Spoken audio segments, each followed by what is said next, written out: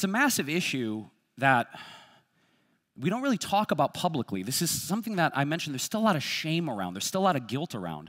Like, I can't really admit that I'm depressed. I can't really admit that I'm having suicidal thoughts. I can't admit that I have anxiety every single day. We don't really talk about this. We certainly don't talk about it on social media.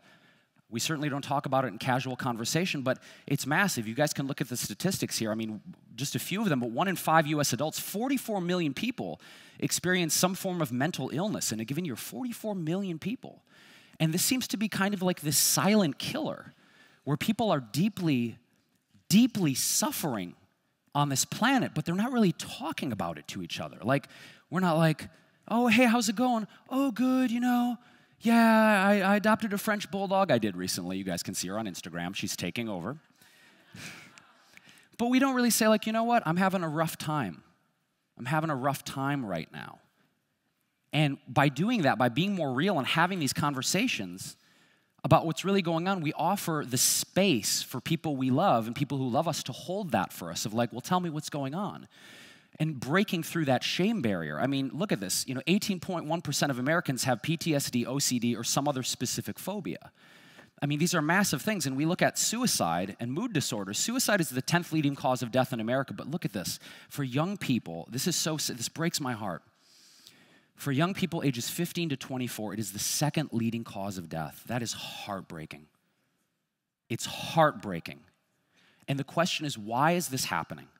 Because we can look through this list of statistics, guys, and be like, oh, that's sad. But I'm always wanting to know why, right? Like, let's get to the heart of what is going on nutritionally. What are these young people? What are all of us eating? What are we thinking about? What are we fixating on? And what are we believing about ourselves?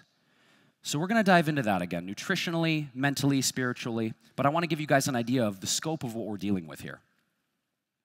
So I had a choice when I was going through my bout of clinical depression and feeling like I needed to take my own life.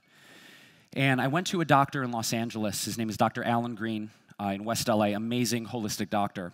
He has an Eastern and Western background, and he said to me, we can go a couple of different ways here. We can go meds if you want to, or we can address this in a holistic way. The choice is yours.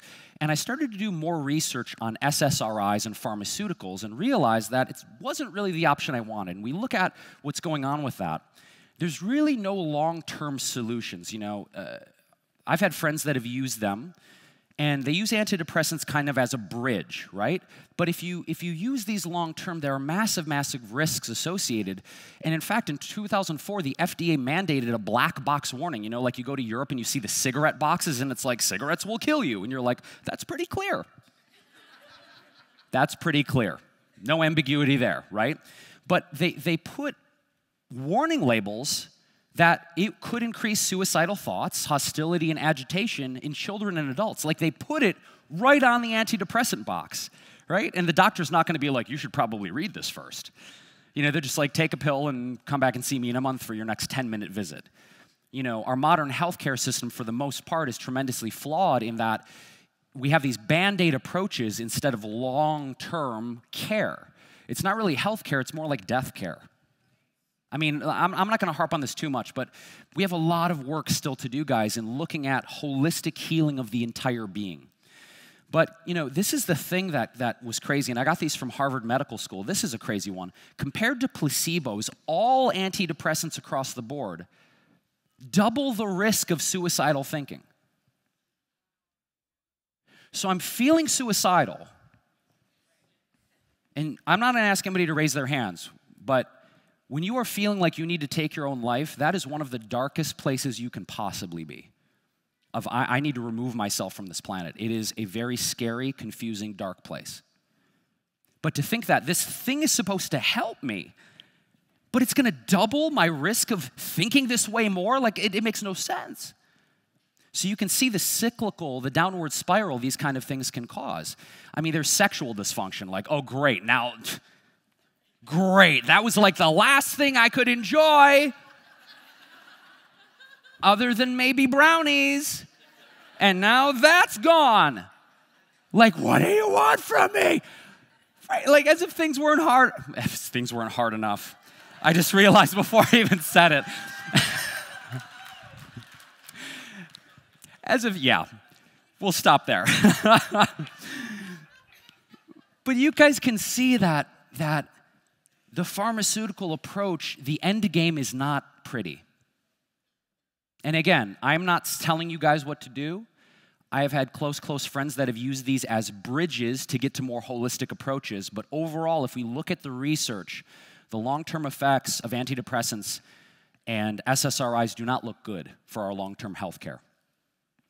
Now, I want to talk about what I touched on a little bit at the last Longevity Now conference, which is getting to the heart of biologically what we need to focus on, and that's primarily our brain neurotransmitters. And there's two primary types. There's inhibitory, serotonin, GABA, dopamine, and there's also excitatory, dopamine, norepinephrine, and epinephrine. And these do things like regulate your mood, motor function, sex drive. We're going to talk about that. Chapter 1, by the way, in my book is Eat for Better Sex. We can talk about that later. That's what I like to focus on. Because if you're making good love in the world, things seem to just be like, cool. Mortgages due, don't have the money? All good. Repoing the car? Not a problem. Cat got away, got to put up flyers? Meh. Hopefully my cat didn't get away because they're at home without dad right now. They're being watched, though. So we look at neurotransmitters, and they have specific biological functions for our body, right? And so when we're feeling certain mood disorders, it might be linked to the fact that some or many or all of our neurotransmitters are depleted. I'll talk a little bit more about the tests I had when I was going through depression. But I went and got a neurotransmitter screening, and I remember Dr. Alan Green, my doctor, looked at the test results. He's like, well, it's no wonder you're suicidal and depressed. All of your primary neurotransmitter function is like way suboptimal.